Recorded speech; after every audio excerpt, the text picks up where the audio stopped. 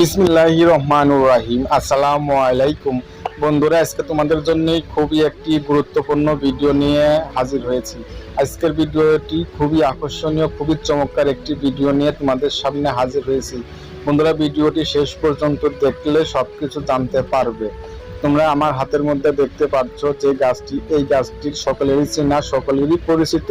এই গাছটির নাম লজ্জাতুন নেসা গাছ, লজ্জাপতি নামে চেনে। এই গাছটি আমাদের বাংলাদেশের সব জায়গাতেই দেখা মেলে এবং ইন্ডিয়াতেও সব জায়গাতেও দেখা মেলে। এই গাছটি সবসময়, এই গাছটির উপরে কেউ ভুল করেও এই গাছটির উপরে কেউ প্রস্রাব পায়খানা করবেন না। যদি কেউ এই গাছটির উপরে প্রস্রাব পায়খানা করেন তাহলে আপনার লাইফ চিরতরে বরবাদ হয়ে যাবে। এই জন্য এই গাছটির উপরে কেউ প্রস্রাব পায়খানা করবেন না। যাই হোক, এই লজ্জাপতি গাছে পুরুষের খুবই উপকারিতা অনেকেই জানে না, অনেকেই মানে না।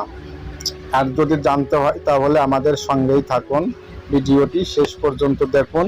এই লজ্জাপতির গাছের পাতার এক উপকারিতা, গাছের ডাঁটার এক উপকারিতা, গাছের শিকড়ের এক উপকারিতা। আজকে এই গাছের শিকড় নিয়ে কথা বলবো। এই গাছের শিকড় খুবই উপকারিতা, খুবই শক্তিশালী। যদি কেউ এই গাছের শিকড় কোমরে বেঁধে ফিজিক্যালি করে, সে দীর্ঘক্ষণ থাকতে পারবে, সে দীর্ঘক্ষণ লুডো খেলতে পারবে। নিশ্চয়ই এই গাছটির এত পাওয়ার, এত ক্ষমতা। এই জন্য আপনাদের ভিডিওটি শেষ পর্যন্ত দেখতে হবে আর নিয়মটি জানতে হবে।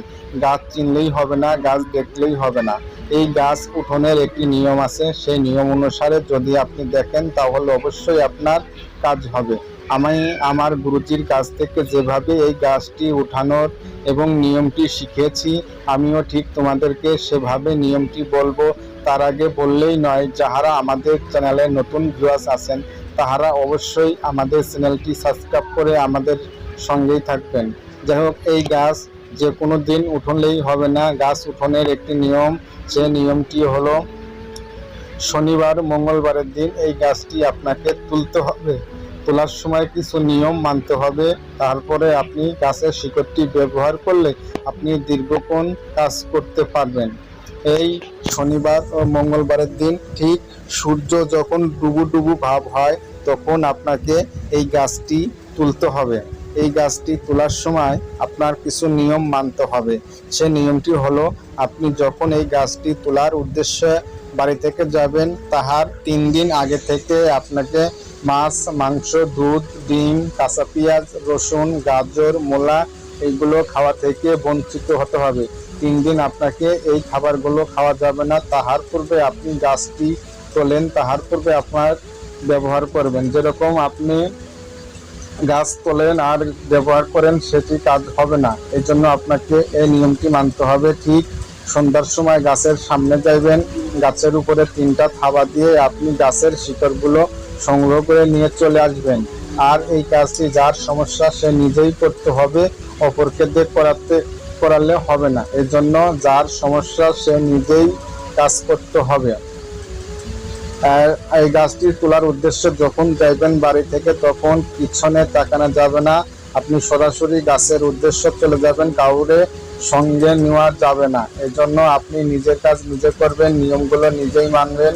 এই জন্য আপনাকে এইগুলো সত্য মেনে কাজ করলে অবশ্যই আপনার কাজ হাসিল হবে। আপনি যখন বাড়ি থেকে যাইবেন তখন আপনি পিছনে তাকাইবেন না, সরাসরি গাছের সামনে চলে যাবেন। গাছের সামনে গিয়ে আপনি নিঃশ্বাস বন্ধ করে গাছের শিকড় একটানে তুলে আপনি বাড়িতে চলে আসবেন।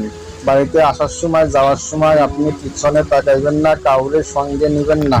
এভাবে গাছের শিকড় নিয়ে এসে আপনি নিচু জায়গাতে রাখবেন না। যেরকম খাটের উপরে, র্যাকের উপরে, চৌকির উপরে আপনাকে রাখতে হবে, মাটিতে রাখলে হবে না। গাছ তুললে সে গাছের পাওয়ার শক্তি কমে যাবে। এই জন্য আপনি পরিমাণ মতো গাছের শিকড় আপনি আপনার নিজের কোমরে বেঁধে নেবেন। বিশেষ কাজের সময় আপনি শিকড়টি কোমরে ধারণ করে কাজ করবেন, আপনি দীর্ঘক্ষণ কাজ করতে পারবেন। এই গাছ উঠোনের এবং গাছ শিকড়ের আমাকে আমার গুরুজি অনুমতি দিয়েছে, আমিও আপনাদেরকে অনুমতি দিচ্ছি। তাদের জন্য যারা আমাদের চ্যানেলটি সাবস্ক্রাইব করবে এবং কমেন্ট করবে তাহারাই শুধু গাছটি ব্যবহার করার অনুমতি পাবে। গুরুজির অনুমতি ব্যতীত এই গাছে কোনো কাজ করবে না। ধন্যবাদ। সবাই ভালো থাকবেন, সুস্থ থাকবেন, নিয়ম মেনে গাছটি ব্যবহার করলে অবশ্যই আপনার কাজ হবে। সবাই সুস্থ থাকবেন, গাছের প্রতি বিশ্বাস রাখবেন, ভক্তি রাখবেন। আল্লাহ হাফেজ।